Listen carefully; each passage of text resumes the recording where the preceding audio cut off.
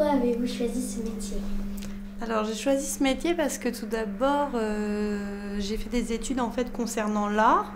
J'aime tous les métiers qui concernent l'art, donc j'ai beaucoup hésité entre coiffeuse, fleuriste, décoratrice d'intérieur et finalement c'est celui-ci qui m'a le plus plu en fait. Donc c'est pour ça que j'ai fait des stages en tant que fleuriste et c'est pour ça que j'ai choisi ce métier, tout simplement. Depuis quand faites-vous ce métier? Alors ça fait 5 ans, j'ai commencé par faire des stages, j'ai été 2 ans en tant que salariée auprès de Monsieur Beaufort qui tenait avant moi ce magasin, c'était appelé l'Oasis. Et maintenant, moi j'ai racheté, donc je suis propriétaire du magasin depuis 3 ans maintenant. Quelles sont les fleurs les plus vendues? Alors, au niveau des fleurs, donc en fleurs coupées, ce que je vends le plus à Revigny, c'est les roses.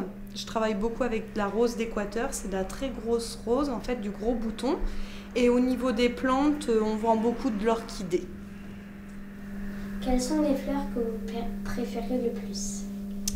Alors bon, c'est vrai que j'aime toutes les fleurs, hein, parce que bon, c'est vrai que quand on est fleuriste, on aime toutes les fleurs. J'aime particulièrement en fleurs coupées les lys, parce que ça sent très bon, ça peut se replanter, et c'est vrai qu'on peut faire de magnifiques décorations avec. Depuis quand ce magasin existe? Alors ce magasin, il existe depuis, si je dis pas de bêtises, 8-10 ans. Donc c'est Monsieur Beaufort qui l'a créé. Il y a 8-10 ans, ça s'appelait l'Oasis et donc maintenant, c'est ce que je t'ai dit auparavant, en fait je l'ai racheté, donc moi ça a changé de nom, maintenant c'est l'Éclosion. Mais oui, ça doit faire, je crois que c'est depuis 2000 qu'il existe. Est-ce que vous avez que des fleurs dans votre magasin?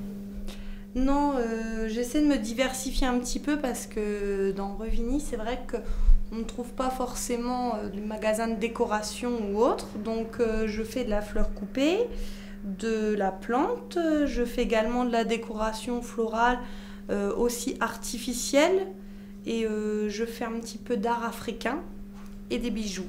Des bijoux, bijoux créatifs que je fais moi-même, que je réalise moi-même. On est 2 fleuristes à Revigny, donc il y a Madame Poitel et puis moi-même. Donc par rapport à la concurrence, c'est vrai qu'on a 2 styles différents, je pense. Moi, j'ai peut-être un style un petit peu plus moderne, on va dire. Donc je travaille beaucoup avec l'accessoire, j'accessoirise beaucoup mes compositions avec des petits bouts de mousse, des rondelles d'orange, de la cannelle, des fils, fils de fer. Je travaille en fait beaucoup avec l'accessoire pour changer un petit peu, pour donner un autre style en fait au niveau des compositions. Donc j'essaie de moderniser un petit peu les compositions.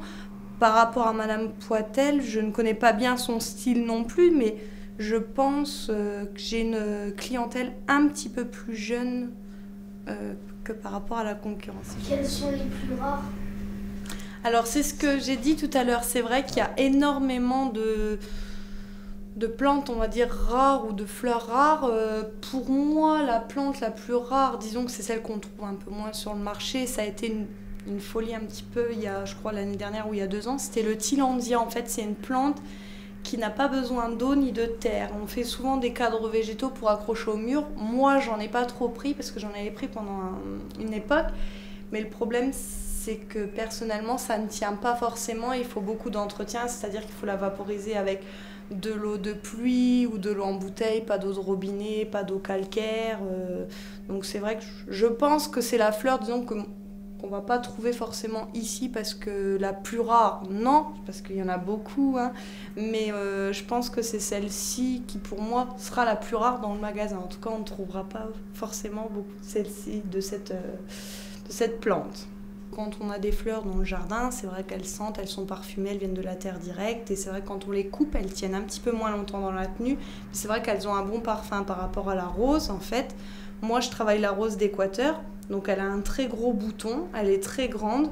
Mais par contre, quand on la sent, on voit bien qu'en fait, elle n'a pas l'odeur d'une rose qu'on pourrait trouver dans le jardin. Parce que c'est vrai que bon, elles sont élevées en serre, donc coupées. Donc il y a des produits qui font que la rose en fait doit être la plus jolie et doit tenir le plus longtemps. Donc c'est pour ça, par rapport au produit, c'est vrai que ça tue un petit peu les odeurs de la rose en fait. Mais bon, au niveau de la tenue, elle dure plus longtemps. Mais les odeurs sont moins fortes que celles que tu peux retrouver dans ton jardin. Sinon, on me demande beaucoup au niveau des périodes de Noël, je peux juste faire un petit clin d'œil dessus, c'est de la rose bleue. En fait, la rose bleue, généralement, on m'en demande beaucoup, mais il faut savoir que la rose bleue n'existe pas vraiment. C'est une rose blanche qu'on trempe dans un colorant, en fait, quand elle pousse. Et on met en fait une petite fiole du colorant bleu au niveau des racines, ce qui fait que quand la rose pousse, la rose blanche, elle devient bleue, tout simplement. Donc je l'explique parce qu'il y en a beaucoup qui m'en demandent, mais on la retrouve à certaines époques en fait. Plutôt pendant les périodes festives, donc tout ce qui est Saint-Valentin, fête des mères, et puis Noël. On en retrouve beaucoup. Sinon, moi, la rose, je la prends, enfin, j'ai mes fournisseurs qui viennent de Hollande et Belgique. Quelles sont les roses différentes? Alors, c'est ce que je disais, on a plusieurs variétés. Il y a les petites roses qui font à peu près 50 cm, ça c'est de la petite rose d'Afrique, on l'appelle comme ça. Donc il y a la rose Hollande, il y a la rose blanche avalanche, la rose aqua qui est de couleur rose. Il y a énormément de variétés. Il y a par exemple celle que j'aime bien, la Black Baccarat. Elle est un petit peu, c'est du rouge qui est vraiment tiré sur le noir. Ça existe sur un rosier, en rosier pardon. Et sinon, moi exceptionnellement chez moi on trouve vraiment que de la rose d'Équateur parce qu'elle est toutes les couleurs, elle est très grosse. Et elle tient très longtemps, environ 15 jours, par rapport à une rose qui normalement dure 5 à 6 jours. Pour vous, c'est quoi une belle fleur? Une belle fleur, pour moi, c'est quelque chose qui tape à l'œil, que le client voit tout de suite. C'est quelque chose qui tient très longtemps, bon, de préférence qui sent bon, mais c'est vrai qu'une belle fleur, c'est quelque chose qu'on aime regarder, tout simplement, je pense. Voilà. C'est vrai que les fleurs que je vends le plus au jour d'aujourd'hui, ça va être l'orchidée. Ça reste une plante qui est à la mode, donc on en vend énormément, surtout à cette époque-ci. Après là, il y a la plus grosse fête pour les fleuristes qui arrive, c'est la fête des mères. Donc là, on vend beaucoup d'orchidées. C'est une plante qu'on va retrouver tout le long de l'année et c'est vrai qu'avec les mariages, tout ça qui arrive aussi à cette époque-ci, l'orchidée reste une plante qu'on offre beaucoup. En fait, un client qui arrive, qui ne sait pas quoi offrir, va tout de suite se rabattre sur l'orchidée.